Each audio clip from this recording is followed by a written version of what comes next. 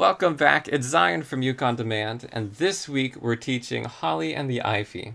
What you just heard was our low G arrangement, but for the tutorials we'll be using a high G ukulele, since that's the more common tuning, and you don't have to worry if you're using a low G ukulele because the arrangements are exactly the same. In the course of the song there are only about 4 small changes, and we go over that in the tutorials. And so at Uke On Demand we have both arrangements for both tunings, but no matter which ukulele you're using, you can still play along with the video tutorial.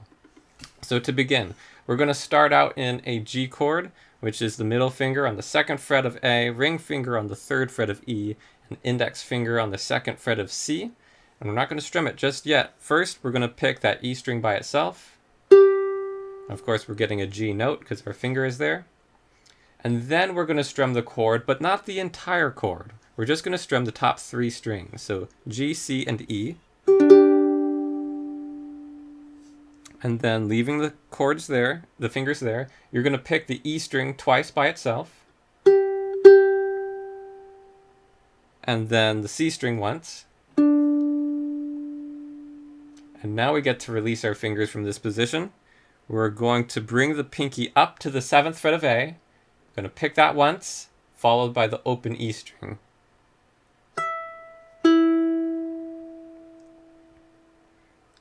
From here, we're going to slide down into a G5. So you'll want to keep your pinky on the fretboard. It's going to go from the 7th fret to the 5th fret. You're going to add your middle finger to the 3rd fret of E and your index finger to the 2nd fret of C. And we'll strum that once. This is your G5 chord.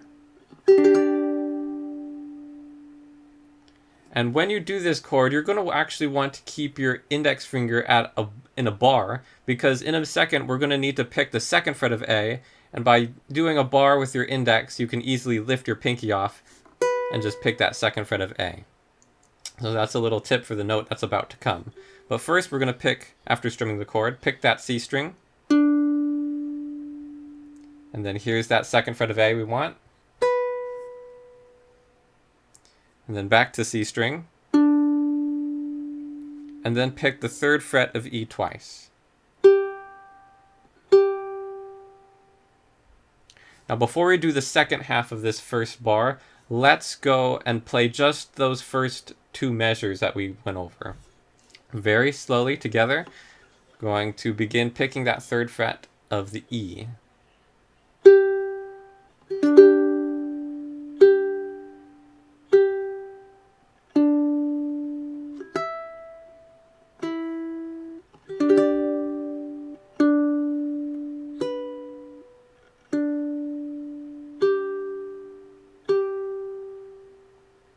And one more time, a little bit faster.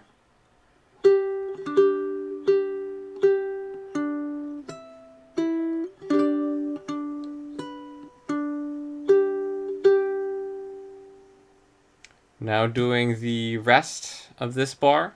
Again, we're in that G chord position, and we're going to strum the top 3 strings of your G chord again. It starts off the same way as we did at the beginning of the bar. And then pick the E string twice by itself. Then the C string. Pinky up to the 7th fret of A. And E string.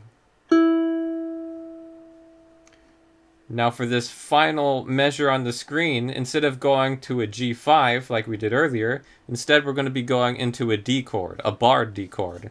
And so you're just going to be barring the 2nd fret with your index finger, and your pinky will be on the 5th fret of the A. Now if bar chords are a little bit tricky for you, I'm going to show you another bar chord you can use. That might be a bit easier. You can use this major bar shape, and that's just going to be the index finger on the 5th fret of E and A, middle finger on the 6th fret of C, and ring finger on the 7th fret of the G. It's the same chord, it's a D, but this one will be a little bit easier to get into given what you were just playing, because you were here at the 7th fret, picking then the open string. And from here you can easily just slide down and add the barring finger. So it's a little more efficient to use this bar, but some people find this shape a little bit harder than this shape. So it's up to whichever style you like best. Either way, whichever D chord you choose, after you strum, you're going to pick the C string, the E string, and the A string. And this is the first change where between the high G and low G arrangements. In the low G arrangement, you play the G string, then the C string, then the E string. So sort of in a row like that, in a line. But in this one, it's flipped around a bit. You play C, E, and then G. It's a very small difference and hardly noticeable, but it sounds a little bit nicer with each tuning, with those particular tunings. So they're matched up.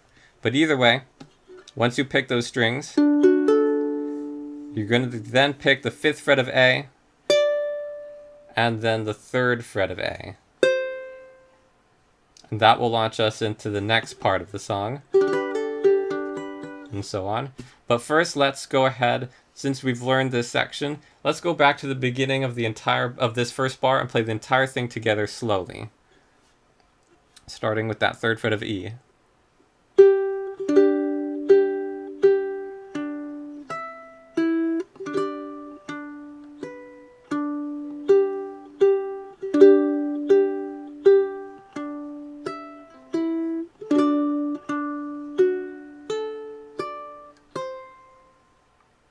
That note is what is launching us into bar 2. Bar 2, you can get the rest of the tutorial and all the tabs for both versions at ukondemand.com. Make sure you subscribe below so you don't miss our upcoming fingerstyle tutorials. We'll see you next time.